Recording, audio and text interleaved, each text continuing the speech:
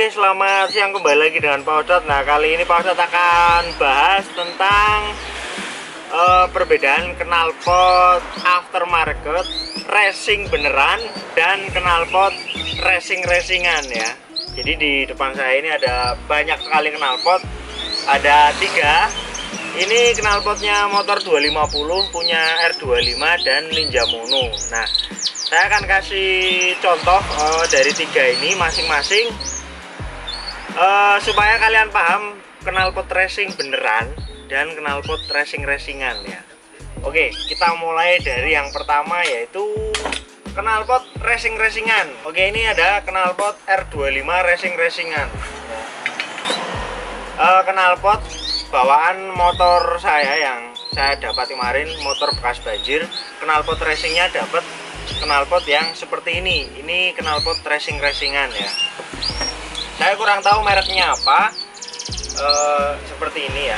Nah, knalpot racing-racingan ini adalah knalpot aftermarket racing yang paling sering kalian temui di jalan, atau intinya knalpot yang seperti ini yang biasanya dipakai oleh orang-orang untuk mengganti knalpot standarnya adalah knalpot racing-racingan seperti ini. Nah, kenapa saya sebut knalpot racing-racingan? Karena knalpot ini sifatnya adalah, yang pertama, dia bukan buat balap, tapi hanya buat harian, dan dia universal, sifatnya universal. Dalam artian universal adalah selama motor itu masih sama, maka knalpot ini bisa dipasang ke motor tersebut tanpa adanya perubahan karakter dari tenaga maupun ini secara signifikan. Maksudnya adalah seperti ini ya. Ini saya punya R25 knalpot standar, kemudian saya beli knalpot aftermarket. Anggaplah beli knalpot full system punyanya R9, CLD, WRX, kemudian Proliner atau apa. Itu yang biasa didapatkan di toko aksesoris maupun di bengkel-bengkel seperti itu, bengkel biasa. Itu adalah knalpot racing-racingan. Nah, knalpot kayak gini itu umumnya dia tidak memerlukan penyesuaian apa-apa lagi, dalam artian tidak perlu penyesuaian yang signifikan, karena pada dasarnya knalpot seperti ini memang didesain untuk mesin standar ya. Jadi memang mereka pabrikan itu bikin knalpot yang kayak gini untuk supaya kalian para pengguna motor harian yang sok-sokan racing ya, sok-sokan racing itu dapat knalpot yang suaranya ini, suaranya ini, suaranya ini. Jadi kebanyakan knalpot yang seperti ini sangat berpengaruh dengan namanya karakter suara. Misalkan contoh, kalian beli knalpot Proliner maka suaranya otomatis bacot. Kemudian kalian beli knalpot R9 suaranya agak halus. Kemudian kalian beli RX8 suaranya ngebas. Knalpot yang lain sebagainya lah, intinya seperti itu. Itu yang kalian dapatkan adalah sedikit sekali kenaikan performa, tetapi itu akan mendapatkan karakter suara. Jadi buat kalian yang memang ingin beli knalpot racing yang racing-racingan seperti ini, sebaiknya pilih dengan karakter suara. Karena kenapa? Secara power mereka perbandingannya tidak terlalu signifikan, karena memang didesain hanya untuk knalpot standar. Bahkan mereka ketika udah punya basic dari ukurannya, mereka biasanya bikin itu dalam jumlah yang banyak. Jadi tidak akan berasa ini akan seperti ini, dan seperti ini ya. Ciri-cirinya gimana kalau knalpot racing-racingan Pak Ustadz? Yang ciri-ciri pertama itu mudah didapat, yaitu kalian bisa beli di manapun. Bisa beli di bengkel aksesoris, dibeli di pasar bisa juga. Knalpot itu sangat mudah didapat, bisa beli di teman kalian, beli dimanapun, itu banyak seperti itu ya. Kemudian soal performa, knalpot racing-racingan ini dia tidak memberikan performa yang signifikan. Jadi memang ada ini apa namanya, kenaikan performa pada motor ketika mengganti knalpot standar dengan knalpot ini, itu hanya murni karena adanya perubahan dari tadinya ada sekat, kemudian ada katalis converter, kemudian diganti ke knalpot free flow. Nah, knalpot free flow yang knalpot racing-racingan ini itu akan mengubah karakter motor kalian ya. Kenaikan powernya ada, kalau di dyno pasti ada kenaikan. Yang ketiga, ciri-ciri knalpot racing-racingan itu dia tidak memerlukan penyesuaian rata-rata seperti itu ya. Misalkan tidak perlu nambah piggyback, tidak perlu nambah ECU racing standalone, itu tidak terlalu diperlukan. Kemudian untuk mesin yang standar itu ya maka seperti ini ya. Nah, terus gimana kalau kalian motornya itu udah nggak standar, dalam artian mesin kalian udah mungkin cc-nya udah naik, karakternya udah beda, durasi nokennya udah buat mainan, kemudian lebar klep udah buat mainan, timingnya udah buat mainan, ECU-nya udah ganti, aftermarket, itu tidak akan memuaskan kalian. Kenapa? Karena knalpot yang racing-racingan ini adalah memang didesain untuk motor yang masih standar. Nah, ciri-ciri knalpot racing-racingan itu bisa kalian lihat ini pada headernya, dia itu hanya untuk mengepaskan ke motor, dalam artian tidak ada hitungan spesifik ini harus berapa. Misalkan ini ukuran ini adalah 50 mm, kemudian yang di sini adalah 3,5. Dari 50 3,5 ke 3,5 lagi saat itu langsung ketemu ke lubang exhaust. Jadi dia tidak punya hitungan spesifik. Dan ciri-ciri yang paling sering terjadi adalah biasanya ukurannya itu dia sama, genap, jadi tidak ada ukuran ganjil. Misalkan ini 2,5, kemudian di sini 3,5, kemudian di sini 5. Jadi ukurannya itu fix ya.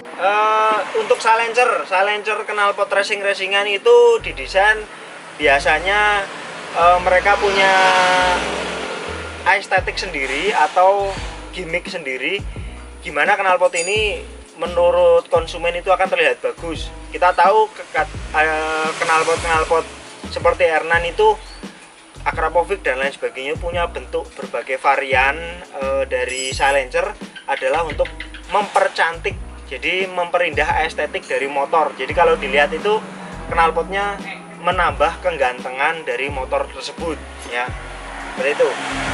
Yang kedua, di silencer itu kalau dilihat di bagian dalam, dia itu biasanya adalah full dalam artian full sarangan. Jadi sarangan, kemudian di sampingnya ada glass wool. Oke, selanjutnya kita bahas knalpot yang racing beneran ya. Masih di knalpot untuk motor yang sama, yaitu R25. Ini saya punya knalpot racing beneran. Ini racing beneran itu bentuknya seperti ini ya. Ini seperti ini. Nah, bisa dilihat knalpot racing beneran itu pada umumnya dia adalah by order, alias dia tidak dibikin secara umum. Jadi misalkan tim balap nih, misalkan order ke Proliner untuk motor standar kelas A, kemudian saya bikin untuk kelas B FFA, kemudian saya bikin knalpot untuk kelas MP7, MP5 dan lain sebagainya. Itu adalah by order. Nah, hebatnya knalpot racing beneran itu dia konstruksinya itu akan sangat diperhatikan. Kalian bisa lihat di sini ya. Nah, knalpot racing beneran dia sampai hal detail, hal seperti ini sambungan untuk pipa 1 dan pipa 2 itu ada. Kemudian ukurannya itu dia hampir pembesarannya itu sama. Jadi nggak kayak tadi kan dari 2,5 ke 3,5 langsung 5. Dia ada ukuran yang ini, misalkan ini 2,5, kemudian ini 275, kemudian ini jadi 3, dari 3 kemudian jadi 4,5 kemudian jadi 5.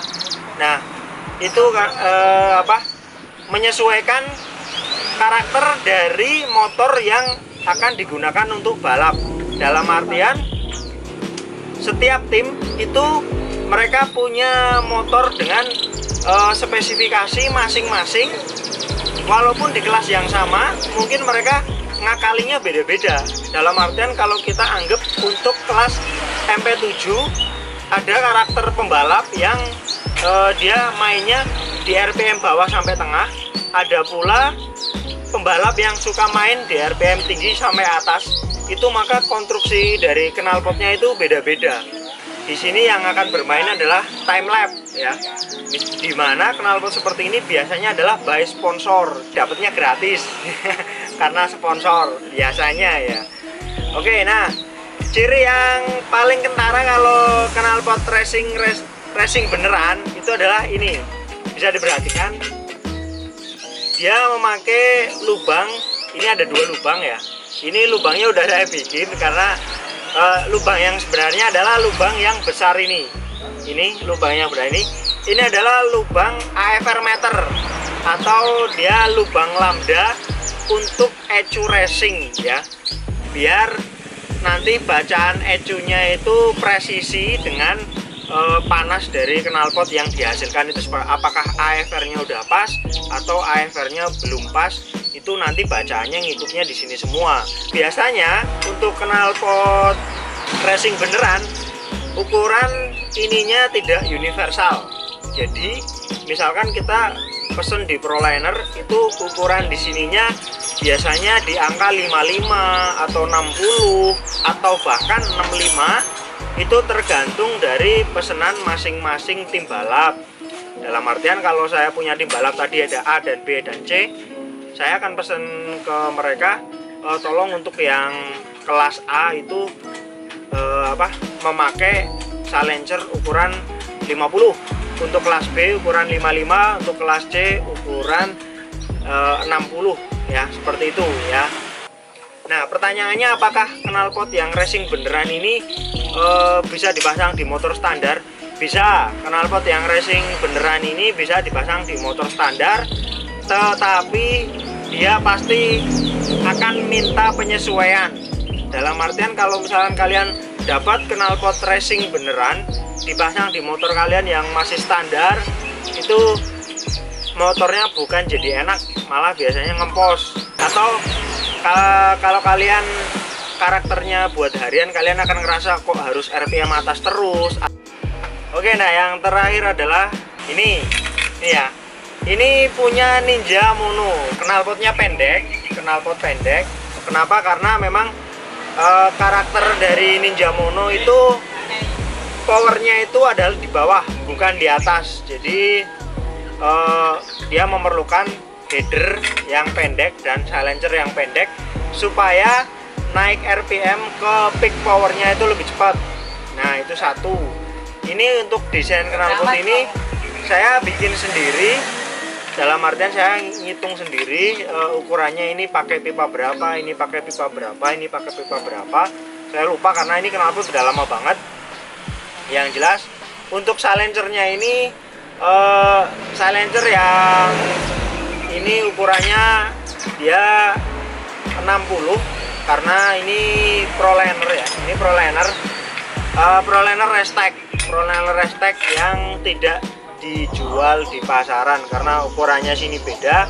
Kemudian kalau dilihat di bagian dalamnya ini dia itu ukurannya beda. Jadi kalau misalkan silencer ini dipasangin ke knalpot yang racing-racingan, dia nggak masuk karena terlalu longgar ya.